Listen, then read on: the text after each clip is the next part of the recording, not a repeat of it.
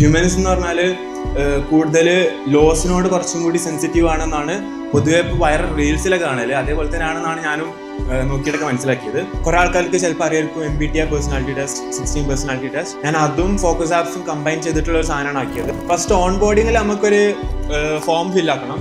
That is like MBTI പേഴ്സണാലിറ്റീസിന് identify ചെയ്യാൻ വേണ്ടിയുള്ളൊരു ക്വിസാണ്, ഫോമാണ്.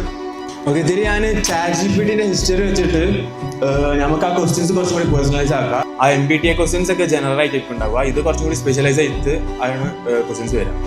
ഒരു പേഴ്സണാലിറ്റി നമുക്ക് കിട്ടും. ഇപ്പോൾ നമ്മളെ ലെഫ്റ്റിലും റൈറ്റിലുള്ള കോമ്പണൻസ് ഒക്കെ എന്ന് പറഞ്ഞാൽ നമ്മളെ പേഴ്സണാലിറ്റി അനുസരിച്ച് അവിടെ മാറിക്കൊണ്ടിരിക്കും.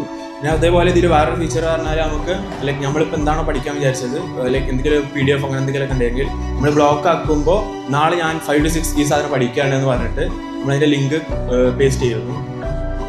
പേസ്റ്റ് ചെയ്ത് ഇങ്ങനെ ഇട്ട് കഴിയുമ്പോൾ ലൈക്ക് അത് ജനറേറ്റ്, നമ്മളിപ്പോൾ Instagram ആ സമയത്ത് ആ ടൈമിൽ ഓപ്പൺ ചെയ്യാൻ നോക്കുമ്പോൾ അവരത് വെച്ചിട്ട് ക്വസ്റ്റ്യൻസ് നമ്മളെ മുന്നിൽ കൊണ്ടുവന്ന് തരും. സാധനം പഠിക്കാൻ നോക്കിയിട്ട് അറിയാതിരിക്കും ചിലപ്പോൾ പിന്നെ Instagram എടുക്കണം. അപ്പോൾ പിന്നെ നമ്മളെ മുന്നിൽ അതിന് വരുമ്പോൾ ഓക്കെ ഇനിയിപ്പോൾ അതന്നെ പിന്നെ നോക്കി പഠിച്ചിട്ട് പിന്നെ വരാൻ നോക്കും. അല്ലെങ്കിൽ നമുക്കത് Instagram ഓപ്പൺ ചെയ്യാൻ പറ്റില്ല.